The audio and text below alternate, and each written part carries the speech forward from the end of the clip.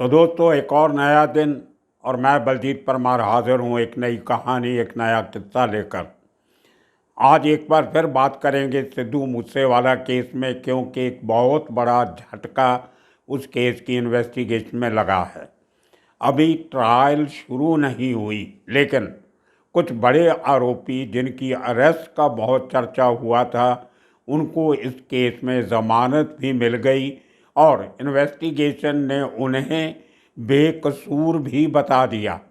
ये कह के उनकी ज़मानत दे दी गई कि उनका सिद्धू मूसेवाला के कत्ल केस में कोई रोल साबित नहीं होता है। अब बड़ी हैरानी की बात है, मैं बताता हूँ वो लोग कौन हैं। जब उनकी अरेस्ट हुई थी तो बहुत चर्चा छड़ा था पंजाब में और पूरी नेशनल प्रेस में। एक मंत्री का भतीजा अरेस्ट हुआ था जिसका नाम था संदीप काड़ो, और उसके साथ उसका एक बड़ा घोड़ों का व्यापारी सतबीर सिंह अरेस्ट हुआ था।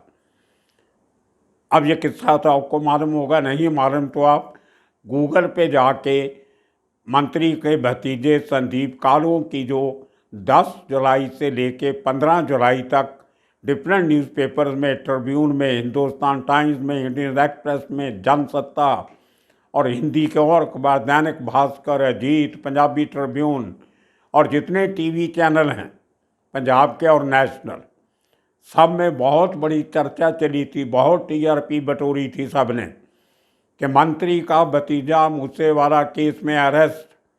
क्यों अरेस्ट किया गया था, छोटी सी मैं आपको जानकारी दे दूं।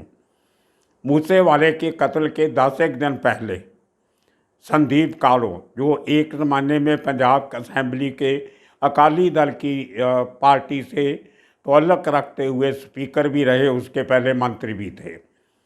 संदीप काड़ो उनका भतीजा, जो एक घोड़ों का फार्म चलाता है, स्टड फार्म। करोड़ों रुपए के घोड़े वहाँ पे पाले जाते हैं और बेचे जाते हैं, और वो आदमी एक मामूली सी नौकरी पंजाब सरकार की करता है, पंजाब पंचायत ऑफिसर की, पंचायत सेक्रेटरी, पंचायत ऑफिसर, इस किस्म की। करोड़ोंपति आदमी सरकारी नौकरी करता है और उसके साथ साथ वो गैंगस्टर से रिश्ते भी रखता है। उसने, जब उसको पकड़ा गया, उसने एक बयान दिया कि उसने जग्गू भगवानपुरिया के कहने पे ये हथियार दिए थे। हुआ कुछ ऐसे, मूसेवाला के मर्डर के 10 दिन पहले अमृतसर में अपने दोस्त सतबीर सिंह को हथियार देता है और कुछ लोग देता है कि इनको गाड़ी में बैठाओ और इनको बठिंडा छोड़ के आ जाओ। सतबीर सिंह डर के, उसको डराया गया। वो इन दोनों को, और आदमी कौन थे दोनों, एक मनी और एक तूफान, ये दोनों साक्ष्य अभी सिद्धू मूसेवाला मर्डर केस में नामजद हैं। इन दोनों को संदीप काड़ो के कहने पे उसका दोस्त सतबीर सिंह अपनी गाड़ी में बैठा के हथियारों के साथ बठिंडा छोड़ के आता है। उसके बाद ये मर्डर हो जाता है। पूरी पंजाब में इस बात का चर्चा, कौन इसमें इन्वॉल्व होगा, क्यों हुआ, कंस्पिरेसी थ्योरीज आने लगी। उसके कुछ दिनों के बाद, मई में ये हुआ, जून के बाद जुलाई 10 तारीख को, जुलाई की 6-7 तारीख को, 6 जुलाई या 7 जुलाई को सतबीर सिंह बड़े रहस्यमय हालात में एक नाकाबंदी के दौरान, पुलिस की, लुधियाना पुलिस के CIA स्टाफ ने, जिसके इंचार्ज थे जुनेजा, बेअंत सिंह जुनेजा, इंस्पेक्टर जुनेजा, उन्होंने नाकाबंदी में सतबीर सिंह को गिरफ्तार किया और उसने बड़ा सनसनीखेज बयान दिया कि वो वही सतबीर सिंह है जिसकी गाड़ी में 2 लोग जो मूसेवाला केस में इन्वॉल्व थे और हथियार उसको, उसके हवाले संदीप काड़ो ने किए थे। अब पुलिस ढूंढने लगी संदीप काड़ो को। वो कुछ दिन तक पुलिस के हाथ में नहीं लगा। अरेस्ट होने के बाद पता चला कि उसने अपनी पगड़ी उतार के, वो पगड़ी बांधता था हमेशा लेकिन बाल कटवाए हुए थे, तो पगड़ी छोड़ के वो आदमी हुलिया बदल के एक गैराज में छुपा कुछ दिन। उसके बाद में उसका किसी दोस्त की कोई दुकान थी, वहाँ पे कुछ दिन रहा और बाद में अपने एक रिश्तेदार के घर जहाँ छुपा हुआ था, वहाँ से पुलिस ने उसको छापामारी करके पकड़ा। तो 10 जुलाई को उसकी अरेस्ट होती है और पूरे मीडिया में, अब जो मैंने जैसे आपको कहा, अब गूगल के जाके सर्च कर सकते हो, पूरे मीडिया में ये बात छपी कि संदीप ने सतबीर सिंह को ये कह के डराया था, हमने सिद्धू मूसेवाला को मारा है, तू अपना मुंह मत खोलना और तुम्हारा बाहर जाने का हम बंदोबस्त कर रहे हैं, तुम्हारा पासपोर्ट बनवाया जा रहा है, तुम्हें विदेश में भेज देंगे, तुम्हारे ऊपर कोई आंच नहीं आएगी। और उसके साथ साथ उसको एक देसी तमाचा और कुछ कारतूस भी दिए कि ये तू रख, तेरी सिक्योरिटी के काम आएंगे। ये बात उसने अपने बयान में सतबीर सिंह ने कबूल ली। अब एक शख्स जो ये कहता है कि हमने मूसेवाला को मारा और वो हथियार देता है, 2 आदमी देता है, और वो दोनों आदमी मूसेवाला केस में चार्जशीट में नामजद हैं। अब जिन लोगों को हथियार दिए गए, जो लोग उसकी गाड़ी में बैठ के बठिंडा तक गए, उन लोगों को तो नामजद कर लिया गया, लेकिन जिन लोगों ने उनको ट्रांसपोर्ट किया अमृतसर से बठिंडा तक, और जिस शख्स ने हथियार दिए, उन दोनों को पुलिस ने जमानत दे दी। और इन्वेस्टिगेशन में कोर्ट को ये बताया गया कि इनके खिलाफ सिद्धू मूसेवाला के मर्डर केस में कोई सबूत नहीं है, ये बेकसूर है, इनका उस मर्डर से कोई लेना देना नहीं है, कोई एविडेंस इनके खिलाफ नहीं है। अगर ये एविडेंस जिसके बेस पे CI स्टाफ लुधियाना ने इनको पकड़ा था, अगर वो एविडेंस नहीं थी तो पकड़ा क्यों था, इतना हो हल्ला क्यों किया गया? ये बहुत बड़ी एक चिंता का विषय है। आज सिद्धू मूसेवाला के पिता बलकौर सिंह का मुझे फ़ोन आया दोपहर के बाद, काफ़ी चिंता में थे, मायूस थे, बार बार ये कह रहे थे कि इन्वेस्टिगेशन ढीली चल रही है, कुछ होना चाहिए। बहुत बातें हुई हैं, मैं आपको नहीं बता सकता।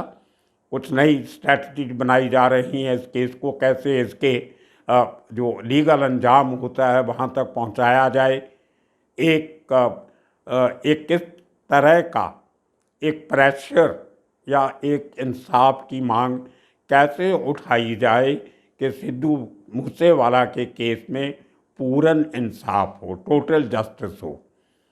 उन्होंने पहले भी डिमांड रखी थी कि फास्ट ट्रैक कोर्ट बनाई जाए इस केस को जल्दी इसके अंजाम तक पहुंचाने के लिए, लेकिन पंजाब सरकार के पास शायद इतना समय नहीं है उनकी बात पे गौर करने के लिए। बहुत सी ऑप्शन होती हैं, सोचा जाएगा कि अगर इस डिमांड को पूरा करवाने के लिए कुछ और लीगल दरवाजे खड़खड़ाने पड़े तो वो करने के लिए भी बलकौर सिंह तैयार हैं। एक बार फिर मुझे लगता है वो भगवंत मान से बात करेंगे, पंजाब के मुख्यमंत्री से। कुछ नहीं करना, पंजाब सरकार ने एक चिट्ठी लिख के देनी है पंजाब हरियाणा हाई कोर्ट को कि ये एक बहुत सेंसिटिव केस है, करोड़ों लोगों की भावनाएं इसके साथ जुड़ी हुई है, बहुत बड़े लेवल पे क्रिमिनल इन्वॉल्व हैं, पंजाब के, हरियाणा के, दिल्ली के, यूपी के, राजस्थान के, और उनके लिए ये केस का जल्दी निपटारा होना बहुत ज़रूरी है। इसलिए कृपा करके chief justice Punjab Haryana high court के एक स्पेशल ट्रायल कोर्ट बनाने की परमिशन दे दें। बहुत छोटा सा काम है, एक चिट्ठी लिखनी है मुख्यमंत्री ने या पंजाब सरकार के लीगल डिपार्टमेंट। अब उसके बाद हाई कोर्ट की मर्जी है कि वो इसको मानते हैं कि नहीं मानते।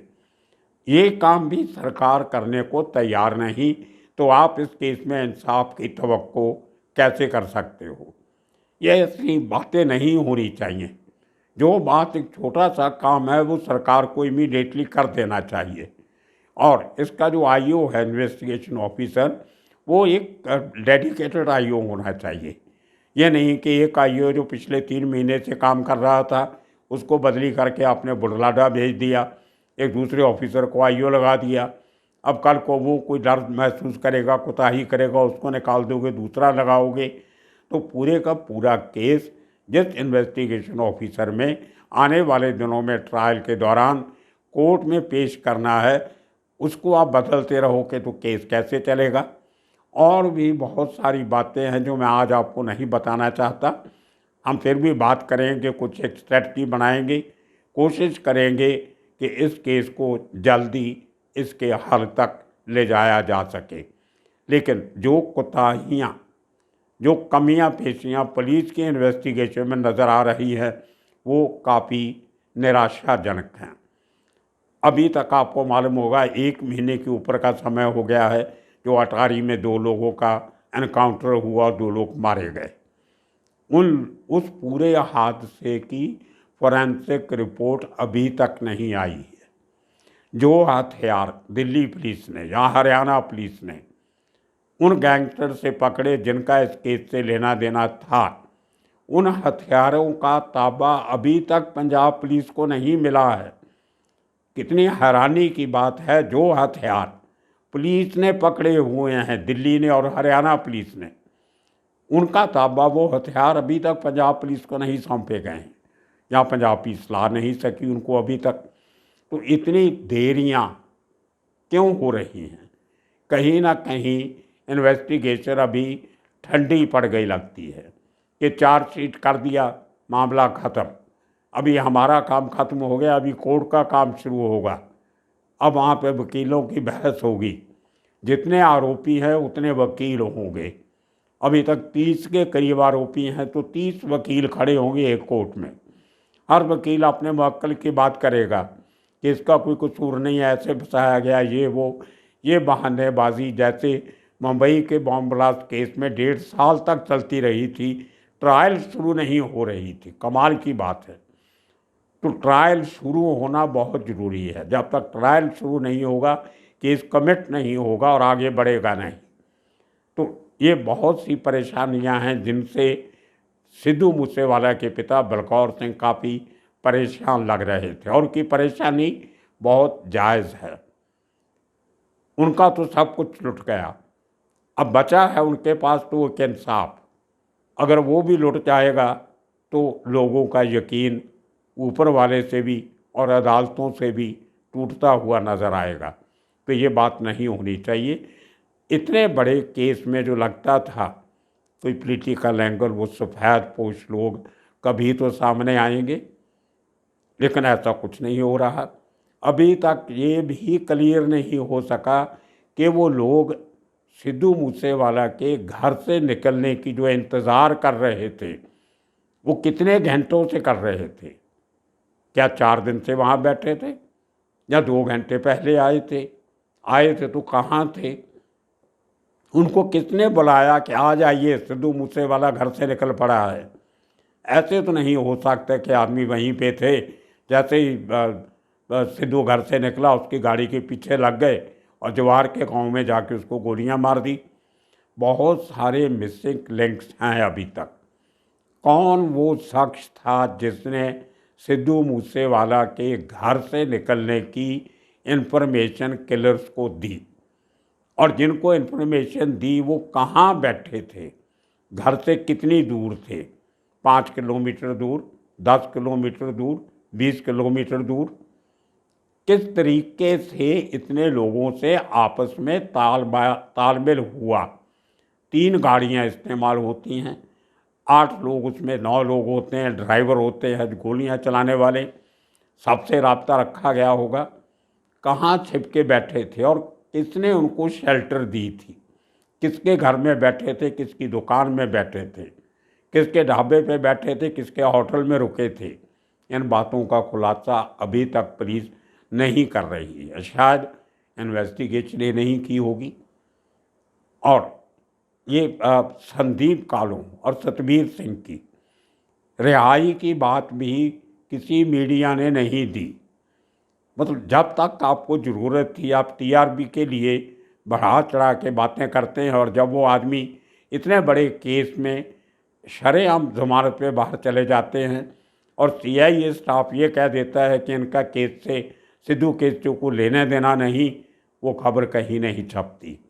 यह हमारे देश की ट्रेजेडी है, हमारे मीडिया का दुखांत है।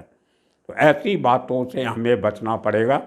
मैंने बलकौर सिंह जी को सलाह दी है कि आप ठंडे दिमाग से बैठ के कुछ एक लॉन्ग टर्म स्ट्रेटजी बनाइए, कुछ ऐसा एक कार्यक्रम लिखिए जो आपको और सिद्धू मूसेवाला को करोड़ों चाहने वाले जो दुनिया भर में बैठे हैं उनके मन को शांति मिले। इंसाफ खाली मिलना ज़रूरी नहीं होता, इंसाफ मिलना दिखाई भी देना चाहिए। एक अंग्रेजी की कहावत है, जस्टिस मस्ट बी सीन। इंसाफ हो रहा है वो नज़र आना चाहिए, लेकिन अभी तक नज़र आ नहीं रहा। कोई भी पुलिस का बड़ा ऑफिसर इस केस के बारे में खुल के बात करने को तैयार नहीं। SIT ने इन्वेस्टिगेशन की, AGTF ने की, दिल्ली पुलिस ने की, हरियाणा पुलिस ने की, मुंबई पुलिस ने बहुत सारा काम किया, राजस्थान पुलिस ने इनपुट दिए। उस सब बातों का जिक्र होना चाहिए, कैसे इस केस की तह तक पहुंचा जाएगा। और दूसरी तरफ जो सबसे बड़ा जिसको आप आरोपी मान रहे हो, लॉरेंस बिश्नोई, उसको जब कहीं भी प्रोड्यूस किया जाता है किसी भी कोर्ट में, वो बठिंडा कोर्ट हो, मुक्तसर कोर्ट हो, रोपड़ कोर्ट हो, होशियारपुर हो, कपूरथला हो, फरीदकोट हो, कहीं भी हो, मानसा हो, उसको एक हीरो की तरह पेश किया जाता है। डिज़ाइनर कपड़ों में आदमी निकलता है, गले में एक माला डाली हुई है, जो चेन है क्या है, माथे पे तिलक लगा हुआ है। उस आदमी को एक हीरो बना के, एक इवेंट बना के, एक पब्लिसिटी इवेंट बनाया जाता है। और उसकी वो हथकड़ी में, एक हाथ में हथकड़ी। आप कभी गुजरात पुलिस के आरोपियों को देखो, पकड़े होते हैं, चारों तरफ से रस्सियों से बांध के रखा होता है, फिर उनको लेके जाते हैं रस्सियों से बांध के। उसके लिए लोगों का डर जो है दिलों में वो निकलता है। आप जब उस आदमी को हीरो की तरह डिज़ाइनर क्लोथ में, हज़ारों रुपए की टी-शर्ट, हज़ारों रुपए की पैंट, हज़ारों रुपए के बूट पहना के आप उसको लॉकअप से निकाल रहे हैं, तो ऐसे लगता है जैसे किसी 5 स्टार होटल से वो फ्रेश होके आया। 2 बार उसको कुर्ते पजामे में बाहर निकालिए, लोगों का डर अपने आप निकल जाएगा। जितनी धौंस क्रिमिनल्स की है, दादा लोगों की, गैंगस्टर्स की, वो सब खत्म हो जाएगी जब आप उनका पहरावा बदल दोगे। उनको आप हेयर कटिंग सहूलतें देते हो, दाढ़ी बनाने की सहूलतें देते हो, मूछ का डिज़ाइन बनाने देते हो। वो लॉकअप में है या कहीं लग्जरी रिजॉर्ट में है? मुझे लगता है पंजाब की जेलों या जो लॉकअप जो हैं, यहाँ पे रिमांड में रखा जाता है, वो लग्जरी रिजॉर्ट्स बना के रख दिए हैं जिस तरीके से उनको पेश किया जा रहा है। पुलिस का काम होता है क्रिमिनल को क्रिमिनल की तरह पेश करना। मुझे नहीं लगता कहीं सुप्रीम कोर्ट ने या किसी हाई कोर्ट ने पुलिस को यह हदायत दी होगी कि इसको इसके मर्जी के कपड़े पहनने की इजाज़त दो, इसको लाल कलर की टी-शर्ट पहनने दो, इसको ब्राउन कलर के शू पहनने दो, इसको डिज़ाइनर पैंट जीन की डेनिम की पहनने दो। ये बातें कोर्ट कभी नहीं कहता। अगर हल्का फुल्का कहीं कहा भी होगा कि अंडर ट्रायल है, उसको अपनी मर्ज़ी के कपड़े पहनने की इजाज़त है, तो इसका मतलब ये नहीं होता कि आप उसको वैन ह्यूस्टन के कपड़े लेके दो या किसी बड़े इंटरनेशनल ब्रांड के कपड़े लेके दो। वो तो चाहेगा, वो तो हीरो है, वो तो जितना उसको आप दिखाओगे उसका ब्रांड बनता है। वो ब्रांडेड कपड़े पहन के खुद एक ब्रांड बन जाएगा और वो ब्रांड एक दिन आपको बहुत भारी पड़ेगा, वो ब्रांड ही आपको ख़राब करेगा। तो उसका जो मनोबल खाली 3rd डिग्री से नहीं टूटता, डंडे मारने से नहीं टूटता, उल्टा लटकाने से नहीं टूटता, गाली गलौज करने से नहीं टूटता। उस आदमी की कमज़ोरी आप पकड़ो, उस कमज़ोरी को नंगा कर दो, उसका मनोबल अपने आप टूट जाएगा। जैसे मैंने कहा 2 दिन 2 अपीयरेंस उसको सादे कुर्ते पजामे में और एक चप्पल पहन के उसको आप निकाल लो, तीसरे दिन वो बाहर निकलना बंद कर देगा, फ़ोटो खिंचवानी बंद कर देगा, लोगों की नज़रों से दूर हो जाएगा, लोगों का डर निकल जाएगा। ये बातें होनी चाहिए। ये एक इन्वेस्टिगेशन का तरीका होता है। क्रिमिनल से कैसे डील करना है वो बदले हुए ज़माने के साथ साथ बदलना चाहिए। लेकिन हमारे यहाँ तो पुलिस वाले भी साथ में खड़े फ़ोटोआँ खिंचवाते हैं। एक जगह से दूसरी जगह जाता है तो मीडिया की गाड़ियाँ पुलिस की गाड़ी से भी तेज़ भागती हैं। अरे भाई, वो कोई संत महात्मा है जिसकी धूला माथे पे लगाने के लिए पीछे जा रहे हो? अगर मीडिया गलती करता है तो पुलिस को तो सोचना चाहिए, और जो मालिक हैं ऐसे मीडिया के, जो एडिटर्स हैं, उनको शर्म आनी चाहिए को किसको प्रमोट कर रहे हो। कभी आपने किसी बढ़िया प्रिंसिपल को, स्कूल को, जिसको राष्ट्रपति का अवार्ड मिलता है, उसको इतना समय दिया आपने? कोई पुलिस वाला अच्छी इन्वेस्टिगेशन करता है, उसको पुलिस मेडल मिलता है, उसकी खबर छापी है आपने कभी? और एक वो क्रिमिनल जो जिसके ऊपर 60 केस चल रहे हैं, उसको आप हीरो बना के आप ब्रांड एम्बेसडर बना रहे हो क्राइम का। ये बातें रोकनी चाहिए। इसलिए बलकौर सिंह का सिद्धू मूसेवाले के पिता का गुस्सा जायज़ है। मैं उनके साथ हूँ, और आने वाले दिनों में जो ये झटका लगा है, इसको कैसे ठीक किया जाए, क्या इसकी अपील की जाए, क्या आगे स्ट्रेटजी बनाई जाए, उसको लेके आपके साथ फिर हाजिर होंगे। तब तक के लिए आप सबका शुक्रिया, धन्यवाद।